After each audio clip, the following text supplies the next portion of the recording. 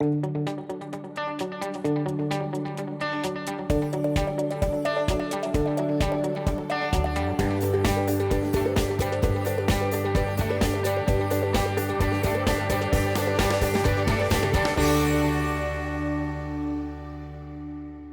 a lot of people say the newspaper industry is dying or that newspapers are dying, but none of those people have looked at a newspaper's balance sheet.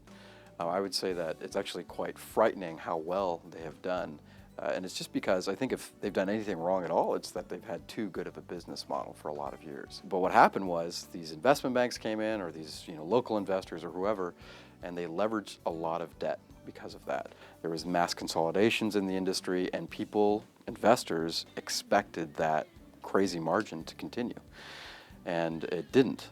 I started OwnLocal coming from the newspaper industry, and the only thing I was trying to solve, and it was immediate, was how do I make these guys money today? Because they were really bad at making money on the internet. In fact, probably the biggest problem that the newspaper industry faced in going online was that they just gave away their advertising. Like a big car dealer would have a double truck Sunday edition, which is a 2-page ad, full color, cost them $50,000. And they said, well, since you're buying this, we're just going to give you this internet ad, this banner ad for free. And they're like, what is this banner ad? And they're like, oh, don't worry about it, we're just going to give it to you for free.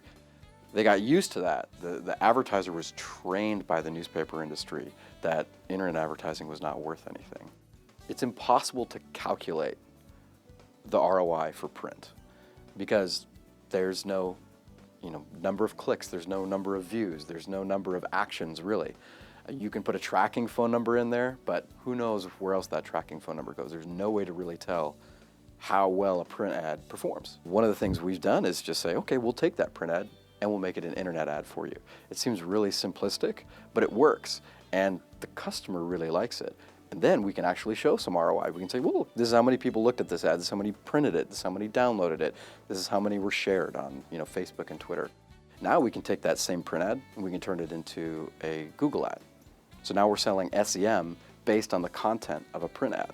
So that's really taking that print ad and turning it into an online ad. And soon we'll be able to do Facebook and Amazon when they open up their API. Once I said, how do I make newspapers money and how do I do it fast, the question really became, how do I serve a small business? And so we went into all these markets, talked to hundreds and thousands of small businesses. I personally talked to 2,000 small businesses. And I said, what do you guys need? What is it that you need right now? And they say, honestly, I just need someone to do all this online stuff for me. We created that product that is everything they need. It's search engine optimization, it's a basic website, it's got lead forms, lead generation. It's all of those things that a small business needs at a really small price point, and it's resold by the newspaper.